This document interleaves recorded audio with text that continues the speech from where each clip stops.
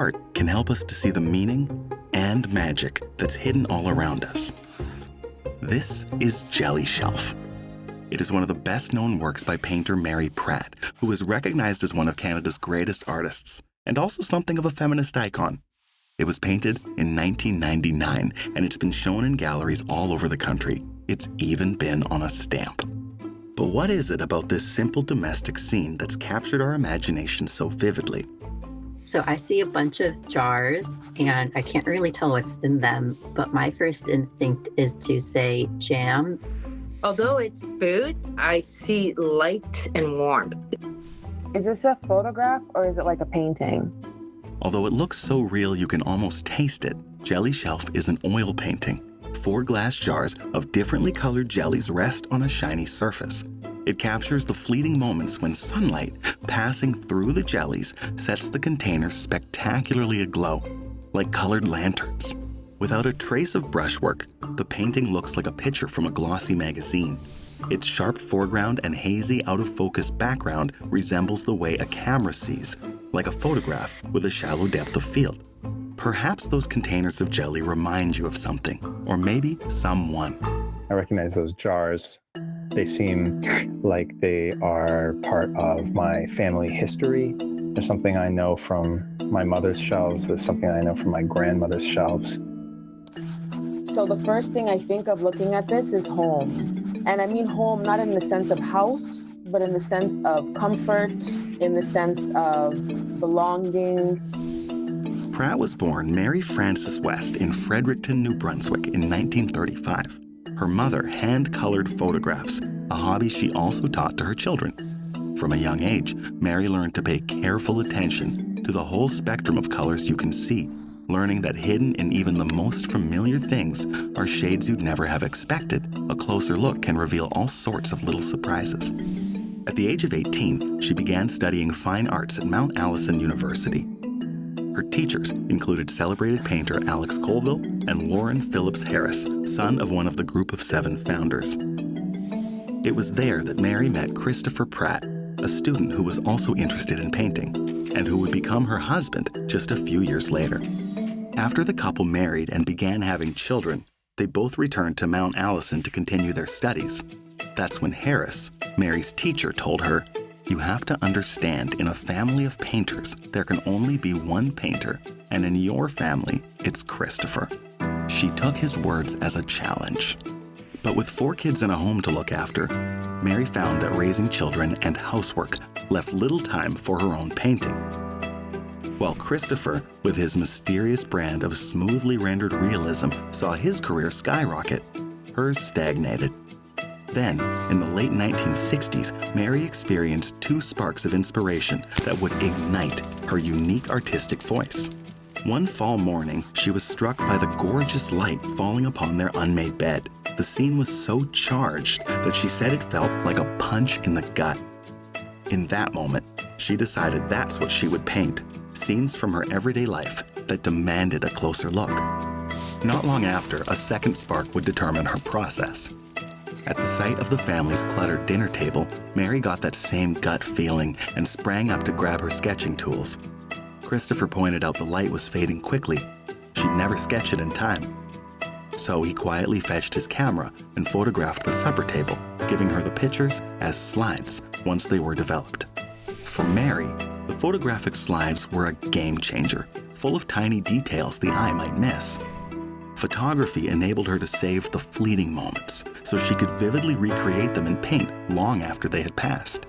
For the entirety of her 5-decade-long career, she worked in this way to capture those charged scenes from her daily life, gaining national renown for her highly realistic still lifes that invited the viewer into her home. Of course, many artists use photographs as reference, but it's what Pratt did with the photos that made her work so special. I go and get my camera, and I photograph what is saying to me, paint me, I'm important, I don't ever want to be forgotten.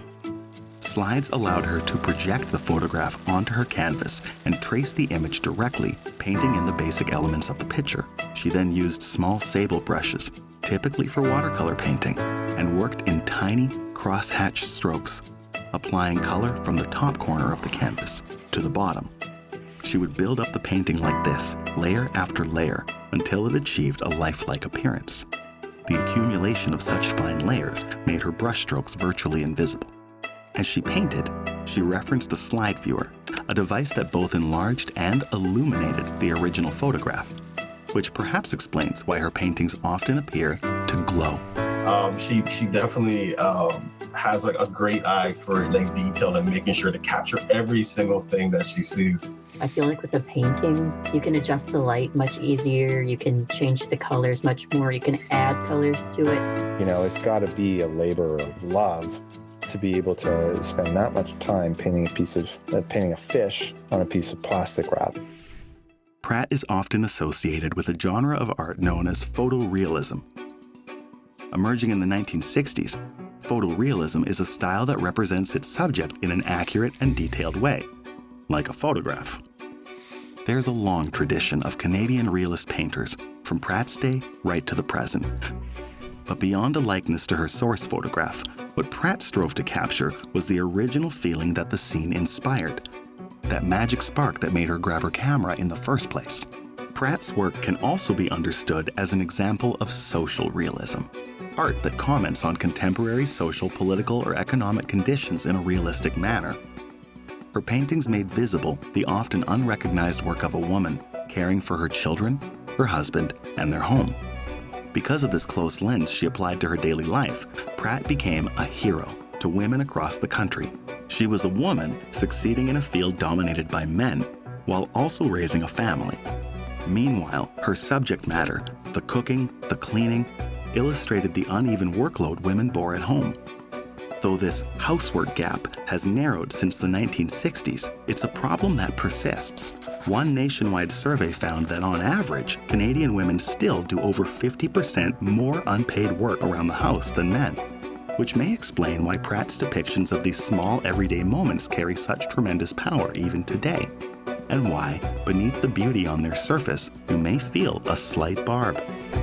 Like, this is what it meant to have and maintain a household. It meant making the bed. It meant preparing dinner and tidying up after dinner. It meant canning in the fall and preserving, right? Maybe there's more to this. Maybe she might be talking about something being caged in those jars.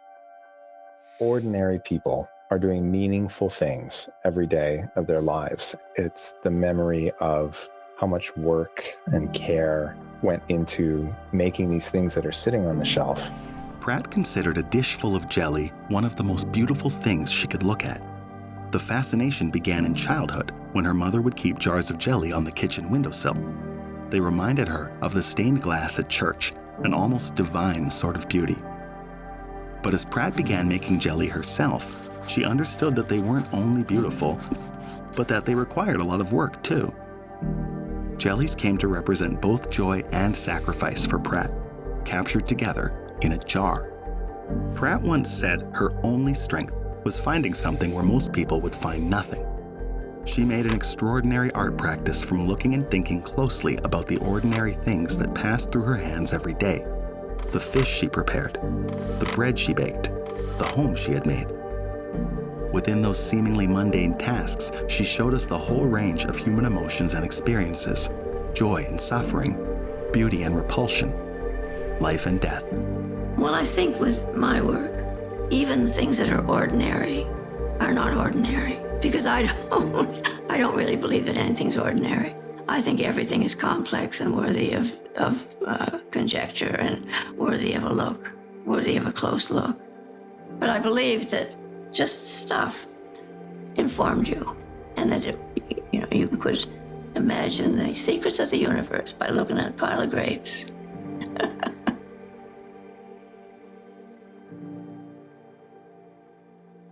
A pile of grapes. Or maybe a jar full of jelly. Join us as we decode Canadian art and understand why looking at art matters.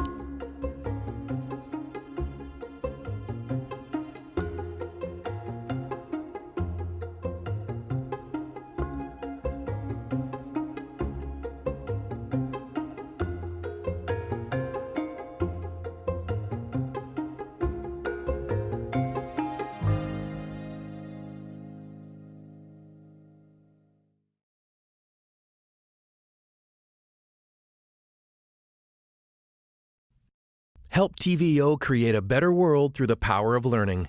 Visit TVO.org and make a tax-deductible donation today.